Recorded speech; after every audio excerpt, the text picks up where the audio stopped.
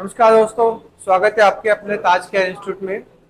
आज का जो टॉपिक है, एक तो आपका नदी घाटी परियोजनाएं है और दूसरा जो टॉपिक आपका वनस्पति वाला टॉपिक रहेगा।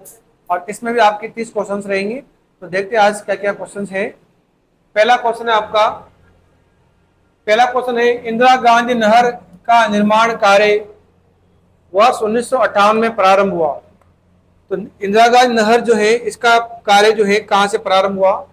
सतलज नदी पर बाखड़ा बांध से, रिहंद नदी पर रिहंद घाटी योजना से, महानदी पर हीराकुंड योजना से, सतलज और व्यास नदी पर हरिके बांध से। तो इस नहर का जो निर्माण कार्य हुआ है, तो यहाँ देखें तो एक नहर तो आपका ये है आपकी सतलज नदी, और एक है आपका ये है आपका व्यास नदी।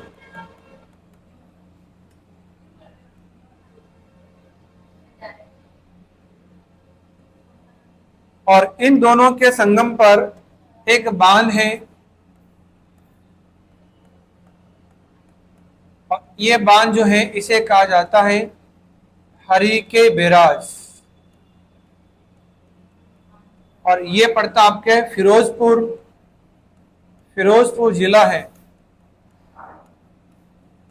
और ये पड़ता आपके पंजाब में। तो यहां से इस नहर का उद्गम होता है, यानी कि जो आपकी सतलज नदी है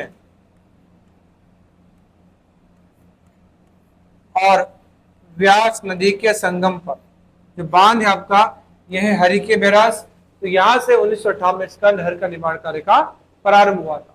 तो सही जो आंसर होगा इसमें ये होगा सतलज और व्यास नदी पर हरिके बांध से।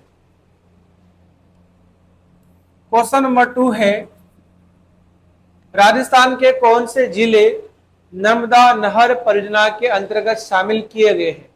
तो राजस्थान के जिलों के बारे में पूछ रहा है, कौन से जिले हैं जो नर्मदा नहर के अंतर्गत शामिल किए गए? देखें, राजस्थान में जो नर्मदा नहर है, इसमें आपके 2 जिले शामिल किए गए हैं। इधर आपका यहां से अमरकंटक के पहाड़ों से नर्मदा नदी का उद्गम होता है। अमरकंटक की पहाड़ों से नर्मदा नदी का उद्गम होता है, और ये जो नर्मदा नदी है, इस नदी पर गुजरात में एक बांध है, यह है सरदार सरोवर बांध।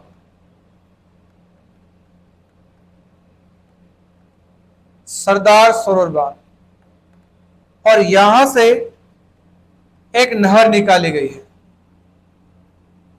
यहां से एक नहर निकाली गई है जिसकी कुल लंबाई जो है यह है 532 किलोमीटर। यानी यहां से लेकर यहां तक ये जो नहर है, इसकी लंबाई है 532 किलोमीटर।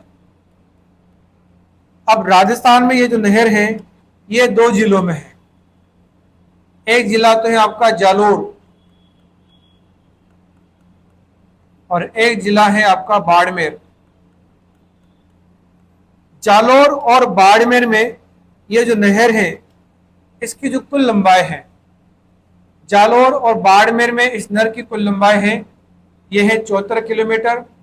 इसमें से 9 किलोमीटर तो आपके है बाड़मेर के अंदर, और बाकी जो है 65 किलोमीटर ये आपके जालोर में है।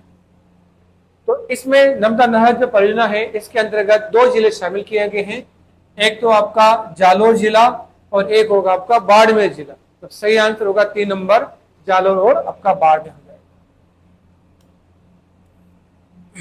क्वेश्चन नंबर 3 है, माही बजाज सागर परियोजना संयुक्त उपक्रम है। तो माही बजाज सागर परियोजना ये किस किस के मध्य है?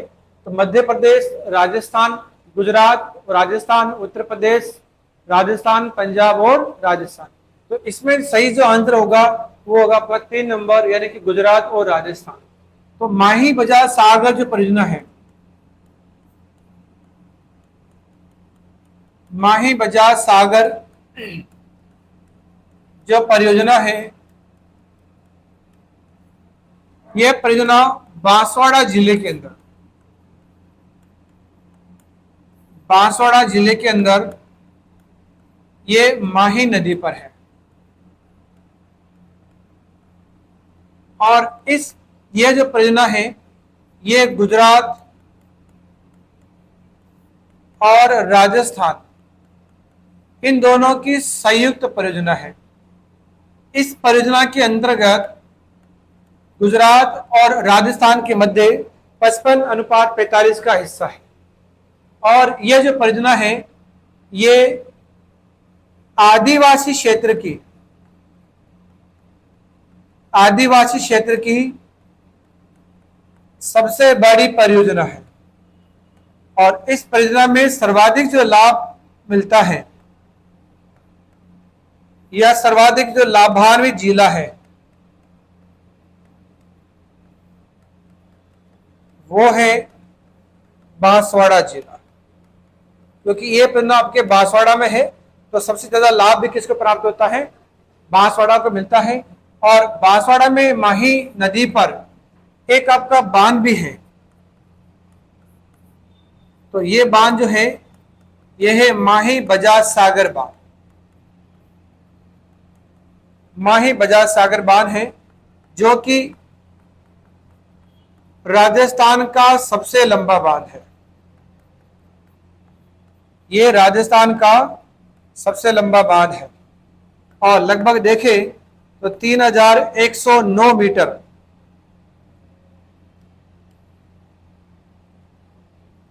3109 मीटर इसकी कुल लंबाई है। तो यहां पर सही जो आंसर होगा वो होगा आपका गुजरात और राजस्थान। क्वेश्चन नंबर 4 है,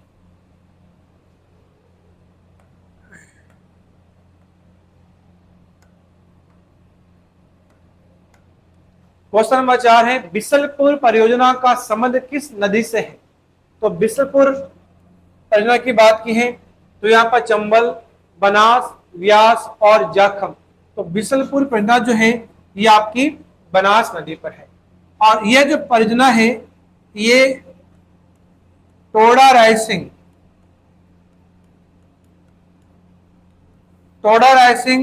जो कि आपके टोंक जिले में है।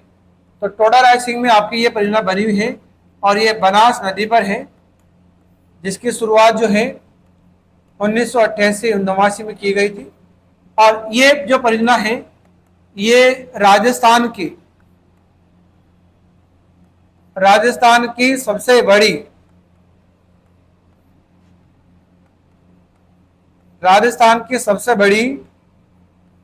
पेयजल परियोजना भी है। राजस्थान की सबसे बड़ी पेयजल परियोजना है। और इस परियोजना के तहत जयपुर, अजमेर, टोंक और ब्यावर जिलों को पेयजल की आपूर्ति होती है।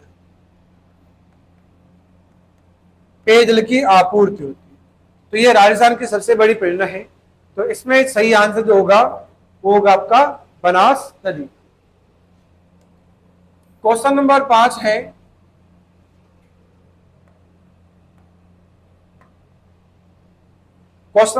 है, सोम कमला अंबा सिंचाई परियोजना जो है निम्न में से किस जिले में है। तो ये है डूंगरपुर, बांसवाड़ा, उदयपुर और आपका चित्तौड़गढ़। तो देखिए सोम कमला अंबा जो परियोजना है ये आपके डूंगरपुर जिले में है। यानी कि जो माही नदी जो है इसकी सहायक नदी है। एक तो है जाखम नदी है और एक है आपकी सोम नदी। जाखम नदी और सोम नदी। तो सोम नदी पर डूंगरपुर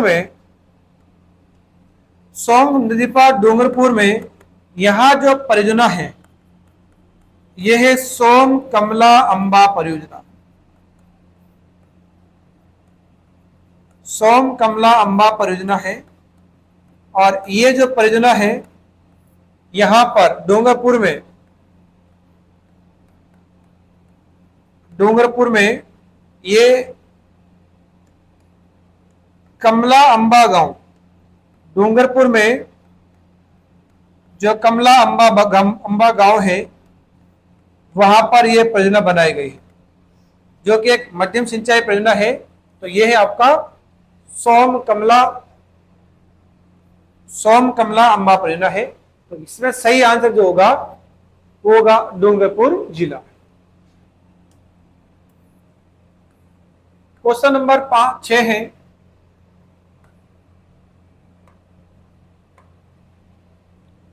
विश्व की सबसे पुरानी व विकसित नहर व्यवस्था भारत में कौन सी है? तो विश्व की सबसे पुरानी भी है, यानी विश्व की भी पुरानी भी है, और विकसित नहर जो कि भारत में कौन सी है? तो ये गंग नहर, इंदिरा गांधी नहर, सीकरी नहर और कृष्णा गोदावरी नहर। तो इसमें जो सही आंसर होगा ये है आपका गंग नहर। देखो गंग नहर जो है इसकी नींव जो है ये महाराजा गंगा सिंह के द्वारा रखी गई, और इस नहर को बीकानेर नहर भी कहा जाता है। इसको बीकानेर नहर के नाम से भी जानते हैं, क्योंकि ये जो नहर है ये बीकानेर तक जल पहुंचाने के लिए महाराजा गंगा सिंह की एक महत्वाकांक्षी परियोजना थी। और इस नहर की जो शुरुआत है या इसका जो उद्गम है ये किया गया था हुसैनी वाला ये आपके पंजाब में पड़ता है। और हुसैनी वाला पंजाब से, यानी कि जो सतलज नदी जो है वहां से इस नहर का उद्गम किया गया, यानी कि ये राजस्थान है और यहां पर इधर ये सतलज नदी है और ये है व्यास नदी, ये व्यास और ये सतलज। और व्यास और सतलज के संगम पर यहां तो बांध है आपका हरी के बैराज, जहां से IJNP नदी निकलती है। और यहां पर एक जगह आपका हुसैनी वाला हेड बॉक्स, तो यहां से आपकी गंग नहर का उद्गम किया गया है। और ये जो गंग नहर है ये कहां तक है? तो श्री गंगानगर के ये शिवपुर हेड बॉक्स तक है, शिवपुर हेड बॉक्स तक है। और यहां से यहां तक इसकी जो कुल लंबाई है वो है 129 किलोमीटर, जिसमें से 17 किलोमीटर तो ये आपके राजस्थान में है और बाकी जो है इसके लंबाई वो आपके पंजाब में है। और इस नहर की कुछ आपकी सहायक नहरें भी हैं, जैसे कि एक तो है आपका लालगढ़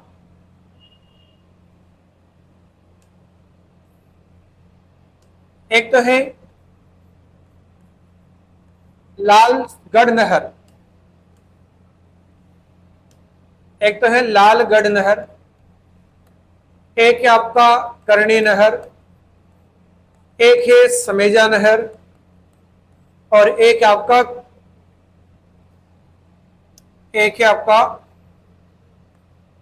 लक्ष्मी नारायण नहर।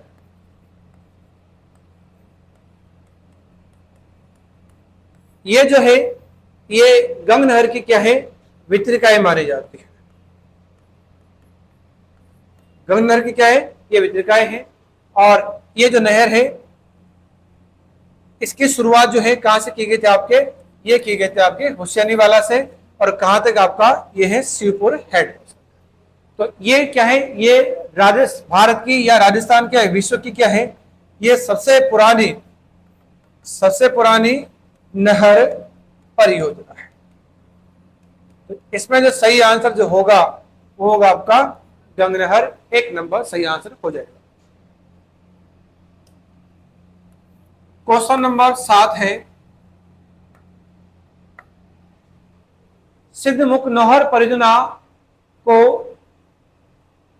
नदियों का अतिरिक्त पानी प्राप्त होता है।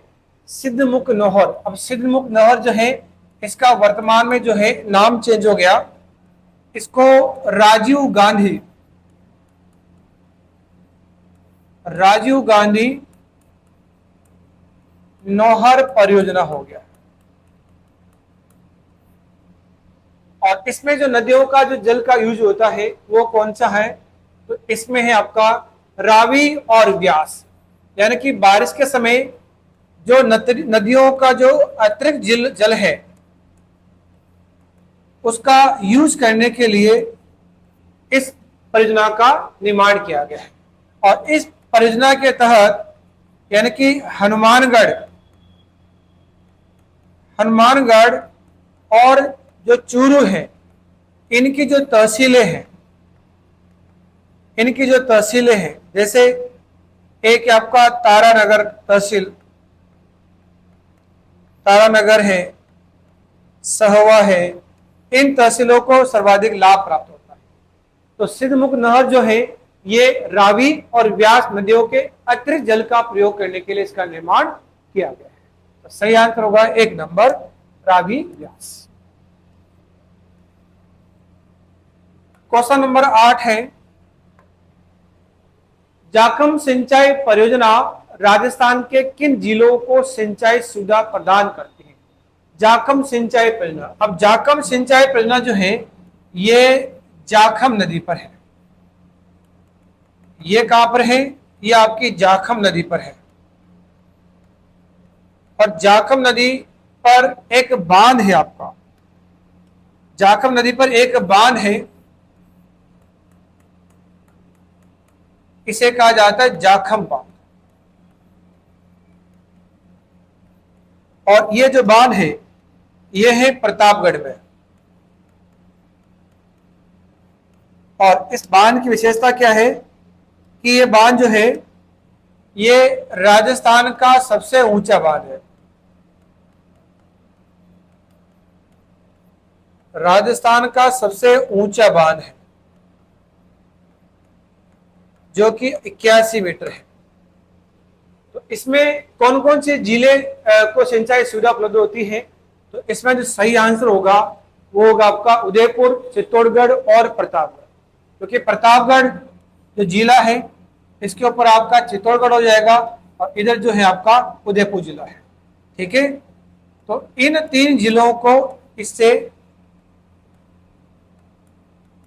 सिंचाई की व्यवस्था होती है। तो 3 जिले हैं, तो उदयपुर, चित्तौड़गढ़, प्रताप, तो सही आंसर होगा 3 नंबर आपका हो जाता है। क्वेश्चन नंबर 9 है, गरदड़ा वृहद पेयजल सिंचाई परियोजना राजस्थान के निम्न में से किस जिले में से संबंधित है?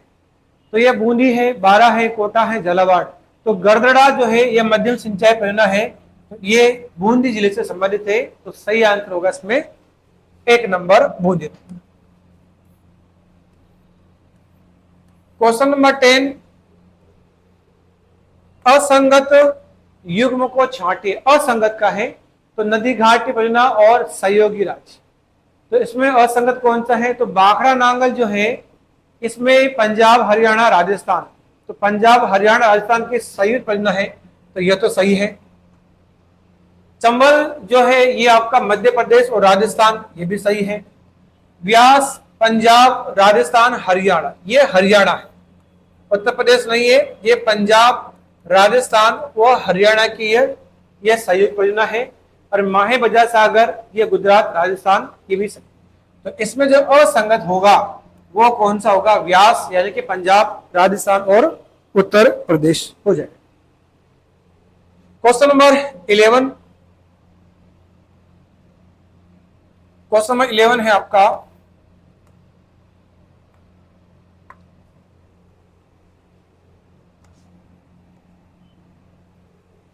सावन भादो सिंचाई परियोजना से संबंधित जिला है।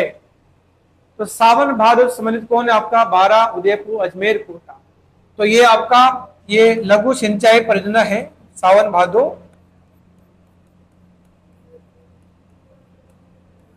लघु सिंचाई परियोजना है,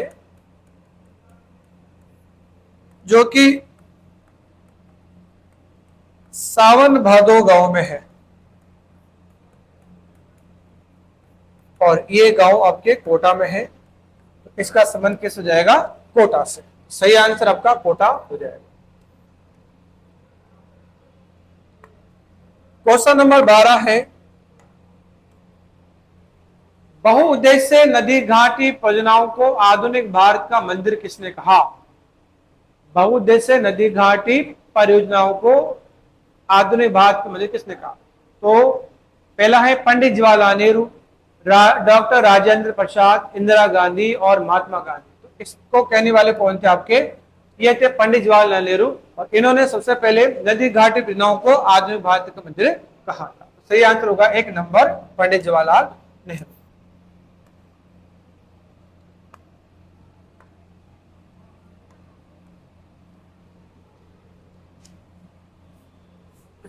क्वेश्चन नंबर 13 है, भीखाभाई सागवाड़ा नहर से सर्वाधिक लाभान्वित जिला है। तो गंगानगर, डूंगरपुर, अलवर और पाली। देखिए भीखाभाई जो सागवाड़ा नहर है, यानी कि ये आपका देखिए माही नदी है, और माही नदी पर एक बांध है आपका, माही नदी पर एक बांध है।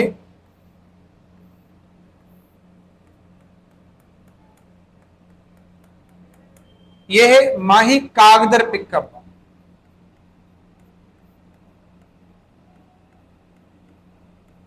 माही कागदर पिकअप,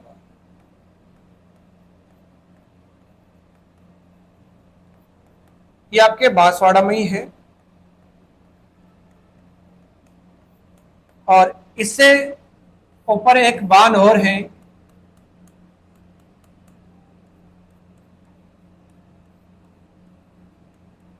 यह है माही बजाज सागर बांध।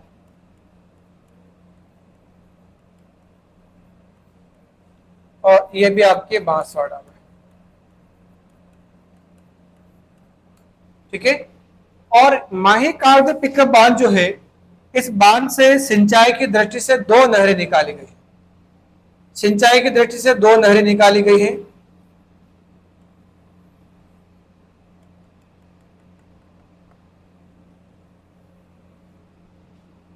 दो नहरें निकाली गई हैं।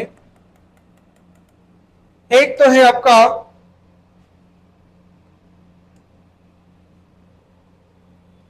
आपका भीखाभाई सागवाड़ा नहर,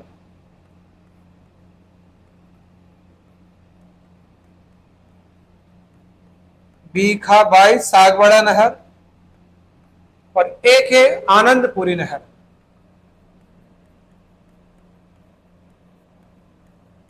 आनंदपुरी। तो यहां पर जो नहर है वो कौन सी आपकी? भीखाभाई सागवाड़ा नहर है, और इससे सर्वाधिक लाभान्वित जिला जो है वो कौन सा होगा आपका? तो ये हो जाएगा आपका डूंगरपुर, क्योंकि माही नदी जो है ये आपके बांसवाड़ा, प्रतापगढ़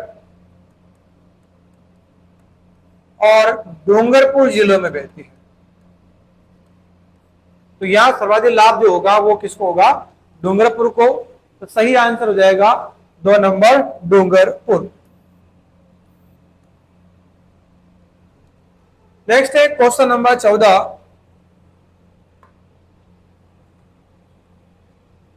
क्वेश्चन नंबर 14 है, सुमिलित कीजिए, यानी कि 2 जरखे हैं, एक तो परियोजना है और एक आपका जगह के नाम है। तो देखो क्या होगा, गागरीन जो परियोजना है ये तो है आपके झालावाड़ में, और तकलीफ परियोजना ये आपके कोटा में है, लासी परियोजना ये बारा में है, और चाकन ये आपके बूंदी में है। तो ए में 4, बी में 3, सी में 2, डी में 1। तो ए में 4 तो क्या होगा, 4 3 2 1। ठीक है, तो इसमें सही आंसर क्या होगा, पहला हो जाएगा 4 3 2 1। ठीक है, तो 4 3 2 1 यानी कि ए में तो है आपका 4, बी में है 3, सी में 2 और डी में 1 हो जाएगा। सही होगा 4 3 2 1 हो जाएगा।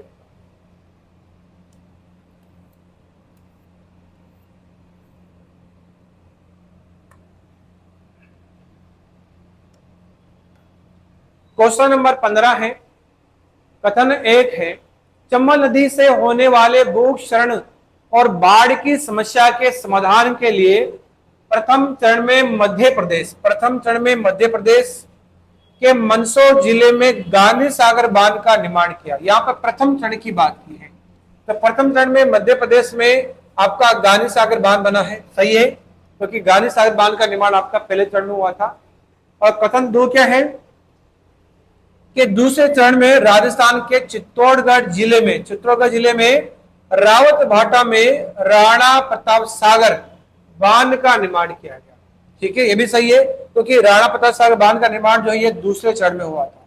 और तीसरे चरण में कोटा बूंदी जिले में या इसकी सीमा पर जवाहर सागर पिकअप बांध बनाया गया, तो ये भी सही है। देखिए, यानी कि जो आपके नदी चंबल नदी है, इस पे आपके ये जो बांध है, तो देखें तो प्रथम चरण में एक तो आपका गांधी सागर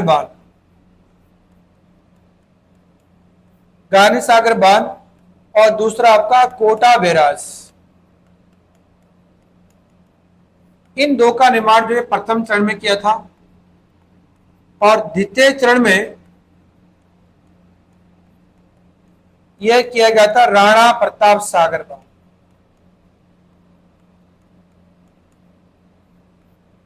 और तृतीय चरण में यह निर्माण किया गया था जवाहर सागर बांध। ठीक है, यानी कि 1959 में गांधी सागर बांध, 1960 में आपका कोटा बैराज, 1970 में आपका राणा प्रताप सागर और 1972 में आपका जवाहर सागर बांध का निर्माण हुआ था। तो यहां पर क्या है, कथन 1 असत्य है, 2 सत्य है। कथन 1 और 2 दोनों सत्य हैं। कथन 1 और कथन 2 दोनों असत्य हैं। कथन 1 सत्य है किंतु कथन 2 असत्य है। तो यहां पर दोनों क्या है, सत्य है। तो सही जो आंसर होगा 2 नंबर हो जाएगा, कथन 1 और 2 दोनों सत्य है।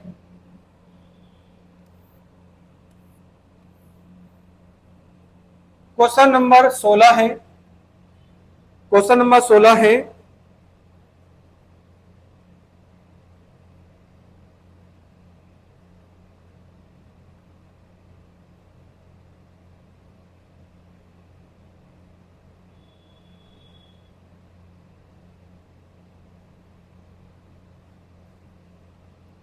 राजस्थान की किस देशी रियासत ने सर्वप्रथम वन संरक्षण योजना लागू की? राजस्थान की किस देशी रियासत ने सर्वप्रथम वन संरक्षण योजना लागू की थी? तो ये थे आपके मारवाड़, जयपुर, जोधपुर या फिर आपका कोटा। तो यहां पर देखें तो जो देशी रियासत थी वो कौन थी, आपकी जोधपुर थी। और इसके द्वारा, इस रियासत के द्वारा सर्वप्रथम 1910 में यहां पर वन संरक्षण की योजना लागू की गई थी। तो सही जो आंसर होगा ये होगा आपका 3 नंबर जोधपुर। क्वेश्चन नंबर 17 है, वन नीति के अनुसार कितना प्रतिशत क्षेत्र वनों से आच्छादित होना चाहिए? तो अगर देखें तो भारत की जो प्रथम वन नीति थी 1895 ईस्वी में, इसके अकॉर्डिंग जो आपका मैदानी भाग है उस पर 20% भाग पर क्या होना चाहिए, वन होना चाहिए। जबकि आपका जो पहाड़ी क्षेत्र है उस पर लगभग 60% भाग पर क्या होना चाहिए, वन होना आवश्यक है। लेकिन भारत की जो संशोधित वन नीति है, यानी कि वन नीति 1952 के अनुसार अगर देखें तो भारत के लगभग 33% भाग पर क्या होना चाहिए, वन होना आवश्यक है। तो यहां पर कितना वन होना आच्छादित है, आपका 33% है। तो सही आंसर क्या होगा आपका, 4 नंबर 33% है। क्वेश्चन नंबर 18 है। क्वेश्चन नंबर 18 है, राजस्थान में किस प्रकार के प्रशासनिक वन क्षेत्र सर्वाधिक पाए जाते हैं, आरक्षित, अवर्गीकृत, वर्जित या फिर आपका सुरक्षित। देखो प्रशासनिक दृष्टि से अगर देखें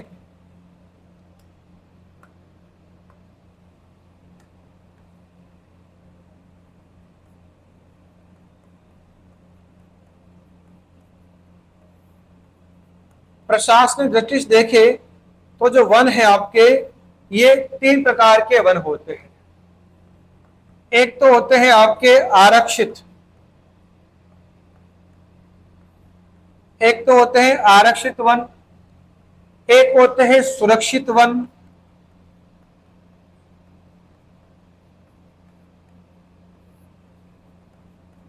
और एक होते अवर्गीकृत वन।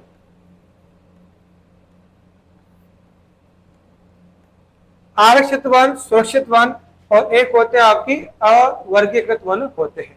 अब इनमें अंतर क्या है कि जो आरक्षित वन होते हैं, ये जो आरक्षित वन होते हैं इसमें क्या होता है कि कटाई व चराई, इसमें वनों की कटाई व चराई पर क्या होता है, पूर्ण नियंत्रण होता है,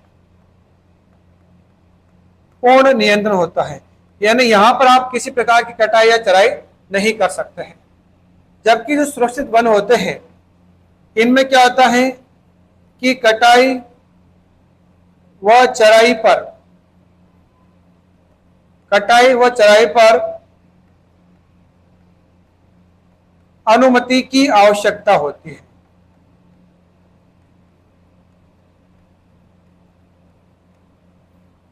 कटाई व चराई पर अनुमति की आवश्यकता होती है। यानी अगर आप यहाँ पर जंगल में जाते हो, कटाई करते हो या अपने भैंस चराते हो तो यहाँ पर आपको गवर्नमेंट से अनुमति लेने की आवश्यकता होगी। जबकि अवर्गीकृत में क्या होगा, अवर्गीकृत वन जो है इसमें कटाई व चराई पर कोई नियंत्रण नहीं है। ऐसे वनों में कटाई व जो चराई है इनमें किस प्रकार का नियंत्रण नहीं होता है। और जो आपके आरक्षित वन है ये जो राजस्थान में है, ये लगभग देखें तो 36.99% भाग पर आपके आरक्षित वन है। जबकि 56.51% भाग पर आपके क्या है, सुरक्षित वन है। और लगभग देखें तो 6.50% भाग पर जो वन है वो कौन से आपके अवर्गीकृत वन है। तो यहाँ पर जो सर्वाधिक जो वन पाए जाते हैं वो कौन से आपके, ये होंगे आपके सुरक्षित वन है। यानी कि 56.51% भाग पर ऐसे वन पाए जाते हैं। तो यहाँ पर सही जो आंसर होगा वो होगा आपका 4 नंबर सुरक्षित वन हो जाएगा। क्वेश्चन नंबर 19, क्वेश्चन नंबर 19 क्या है कि धोकड़ा है। धोकड़ा क्या चीज है भाई, तो धोकड़ा क्या है, ये एक मिट्टी का प्रकार है या अनाज है या खनिज है या वृक्ष। तो धोकड़ा क्या है, ये एक वृक्ष है जो कि राजस्थान के अंदर, राजस्थान में सर्वाधिक जो वन पाए जाते हैं, सर्वाधिक जो वन पाए जाते हैं वो धोकड़ा वन ही पाए जाते हैं, धोकड़ा वनी पाई जाते हैं। और ये जो धोकड़ा है इसकी जो लकड़ी है ये मजबूत होती है और इस लकड़ी के सर्वाधिक जो है वो कृषि औजार बनाए जाते हैं, या कह लो कि इसका जो उपयोग है वो कृषि औजार बनाने में किया जाता है। तो धोकड़ा क्या है? ये एक वृक्ष है। सही आंसर होगा 4 नंबर, वृक्ष। Question number 20।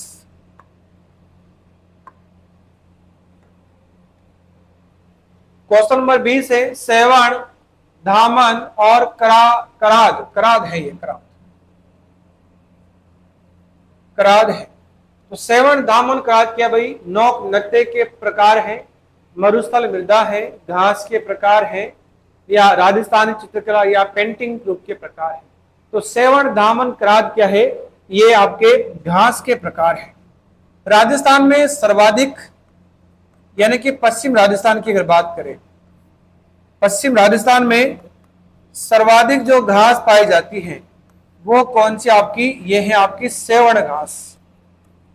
सेवण घास, या इसी को लिलोण घास भी कहते हैं। सेवण घास या लिलोण घास पाई जाती है। और राजस्थान में सर्वाधिक जो है ये पश्चिम राजस्थान में देखें तो लाटी श्री क्षेत्र में पाई जाती है।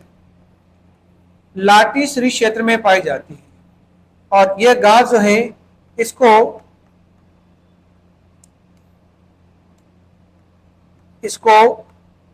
गोडावण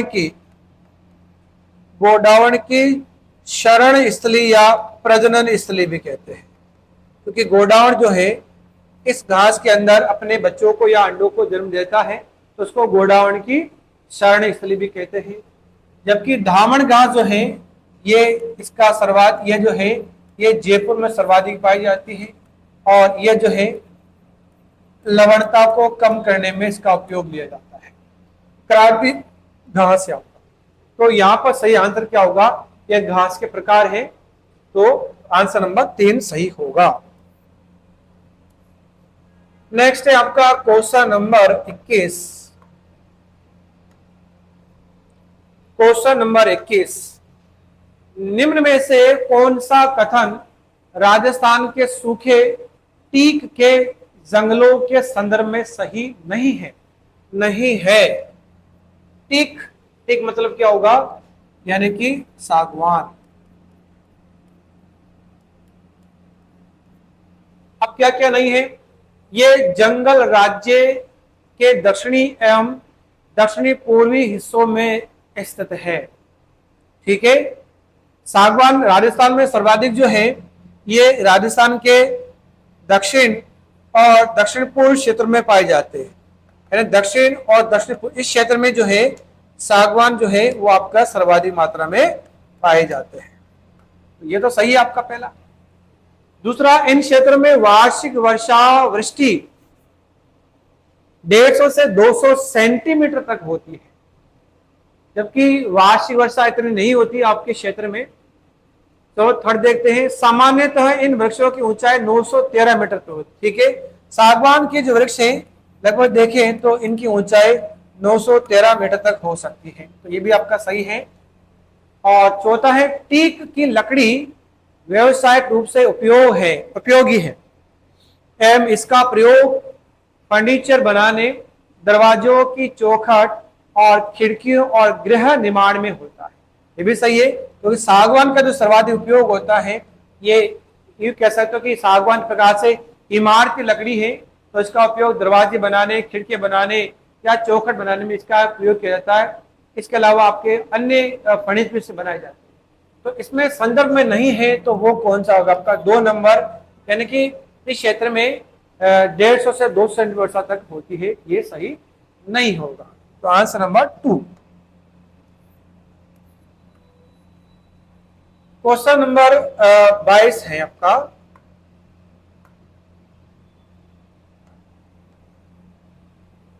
क्वेश्चन नंबर 22 है, राजस्थान के कौन से जिलों में खस घास उत्पादित होती है? खस घास के बारे में बात की है। तो खस जो है एक प्रकार की क्या है? ये सुगंधित घास भी है। सुगंधित घास है और इससे सुगंधित तेल और इत्र प्राप्त होता है। सुगंधित तेल और इत्र की प्राप्ति भी होती है। तो राजस्थान में जो ये कहाँ मिलता है, तो पहला ऑप्शन है इसमें कोटा, बूंदी, झालावाड़, धौलपुर, करौली, अलवर। थर्ड है अजमेर, भीलवाड़ा, चित्तौड़गढ़। चौथा है सवाई माधोपुर, भरतपुर और टोंक। तो इसमें सही जो आंसर होगा वो होगा आपका 4 नंबर। राजस्थान में सबसे ज्यादा जो खस घास पाई जाती है वो आपका सवाई माधोपुर में, फिर आपका भरतपुर और आपका थर्ड नंबर पर टोंक होता है। तो 4 नंबर सही होगा, सवाई माधोपुर, भरतपुर और टोंक हो जाएगा। क्वेश्चन नंबर 23, सेवण क्या है? सेवण क्या है भाई? तो अभी हमने लिखा पढ़ा था भी। सेवण क्या है? झालावाड़ में मीठे पानी की झील, कम वर्षा में उगने वाली घास, एक दुर्लभ वन्य जीव, मरुस्थलीय मिट्टी का प्रकार। तो सेवण क्या है? ये एक प्रकार की घास है आपकी, जो कि कम वर्षा वाले क्षेत्र में उगती है। अब राजस्थान में सर्वाधिक जो सेवण जो है ये कहां पर उगती है? तो जो पश्चिम राजस्थान है, जो पश्चिम राजस्थान है इसमें आपका जो जैसलमेर जिला जो है, जैसलमेर जो जिला है यहां पर लाटी श्री क्षेत्र है, लाटी श्री क्षेत्र है। यहां पर सर्वाधिक सेवण या लिल्लोड़, इसी को लिल्लोड़ भी कहते हैं, सर्वाधिक सेवण या लिल्लोड़ घास का क्या होता है? उत्पादन होता है, यह उगती है। जो कि ये राठी जो गाय है इसके लिए ये एक प्रकार से पौष्टिक घास मानी जाती है और इस घास के कारण राठी जो है ये सर्वाधिक दूध भी देती है, सर्वाधिक दूध देती है। तो सेवण क्या है? ये कम वर्षा में उगने वाली घास है। तो आंसर नंबर 2 आपका सही हो जाएगा। नेक्स्ट है क्वेश्चन नंबर 24।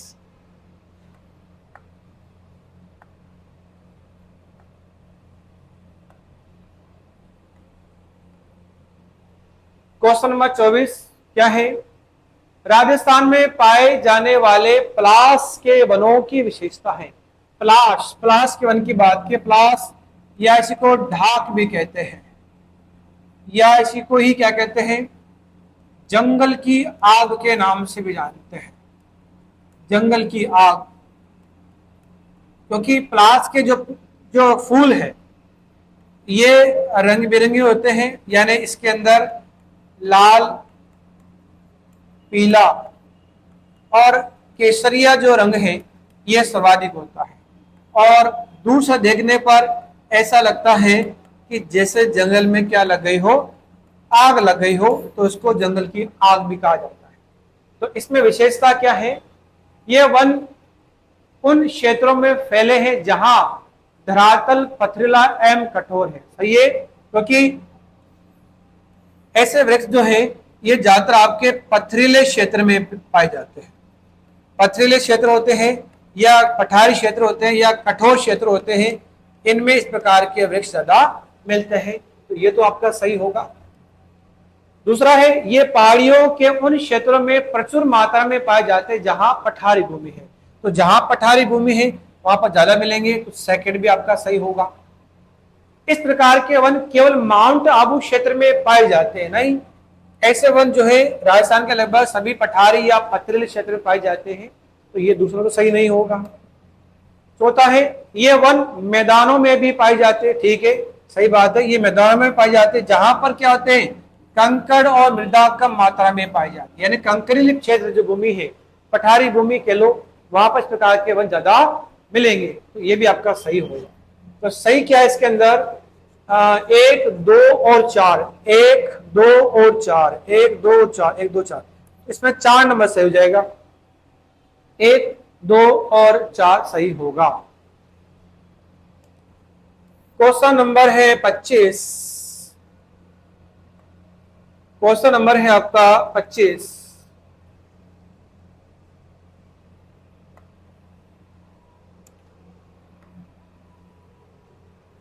अमृता देवी मृगवन है, कहां पर है भाई? कायलाना झील में, मथानिया में, खेजड़ली जोधपुर में और माउंट आबू में। तो अमृता देवी मृगवन जो है ये तो कहां पर आपके खेजड़ली में है, जोधपुर में। अब अमृता देवी मृगवन या यूं कह लो कि जो मृगवन है, राजस्थान में जो मृगवन है वो कितने आपके वर्तमान में आपके 7 मृगवन हैं। और इनमें जो सबसे बड़ा जो मृगवन है, जो सबसे बड़ा जो मृगवन है वो कौन सा आपका अमृता देवी मृगवन है। तो इसमें सही आंसर हो जाएगा 3 नंबर खेजड़ली जोधपुर। अच्छा, खेजड़ली में विश्व का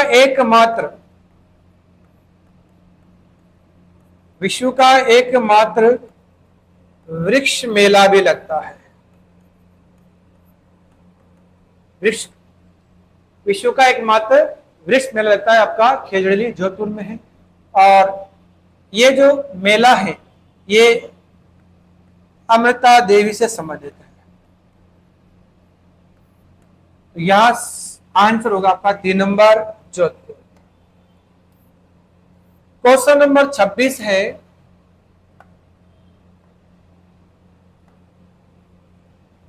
क्वेश्चन नंबर 26 है, कौन सा कथन असत्य है?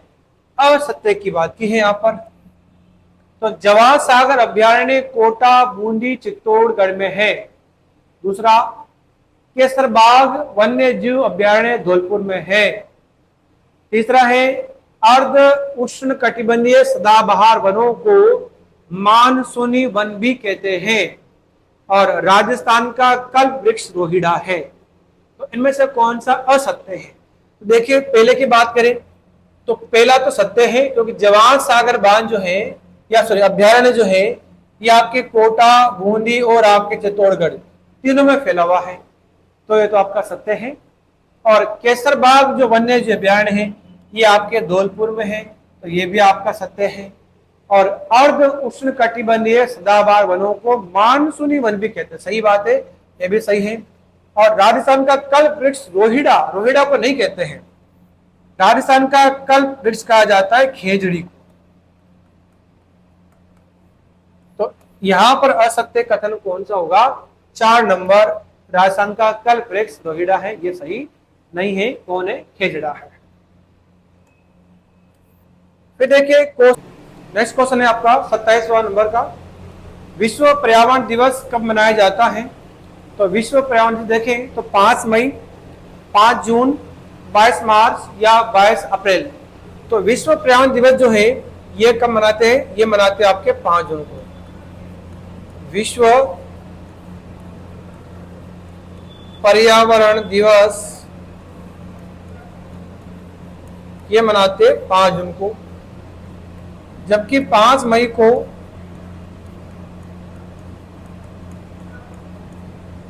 अंतर्राष्ट्रीय दाई दिवस मनाते हैं।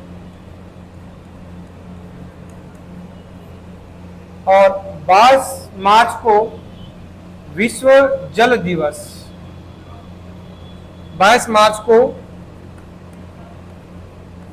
विश्व जल दिवस मनाया जाता है। और 22 अप्रैल को विश्व पृथ्वी दिवस मनाते हैं।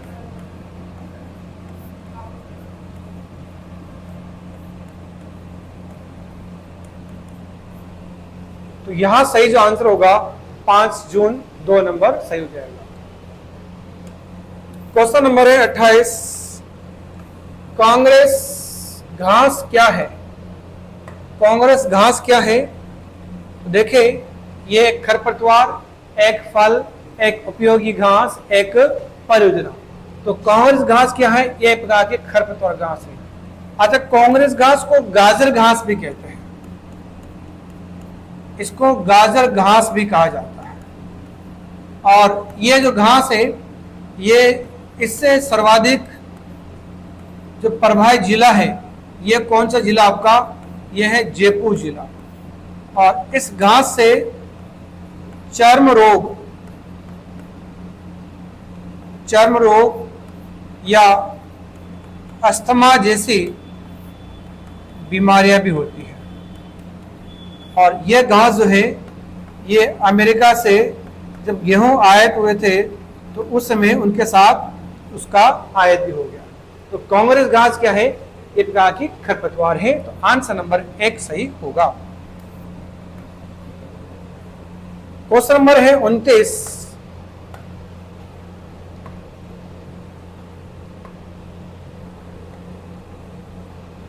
क्वेश्चन नंबर 29, वन विभाग राजस्थान द्वारा जारी स्टेट ऑफ फॉरेस्ट रिपोर्ट के अनुसार राजस्थान का कुल वन क्षेत्र है। क्या है? वन विभाग राजस्थान द्वारा जारी स्टेट ऑफ फॉरेस्ट रिपोर्ट के अनुसार राजस्थान का कुल वन क्षेत्र है। तो 10.23, 9.57, 9.18 या 8.34%। तो इसमें सही जो आंसर होगा 2 नंबर 9.57%। क्वेश्चन नंबर 30 है,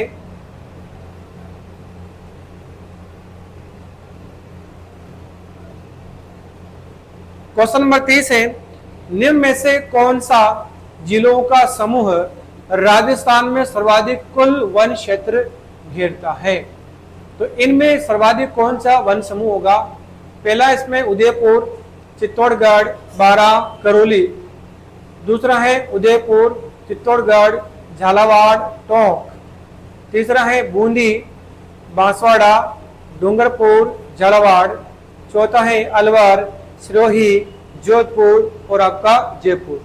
तो यहाँ पर अगर देखें सर्वाधिक जो कुल वन क्षेत्र घेरता है वो होगा आपका आंसर नंबर 1, यानी कि उदयपुर, चित्तौड़गढ़, करौली, ये आपका सही आंसर हो जाएगा। तो पहला आपका सही है।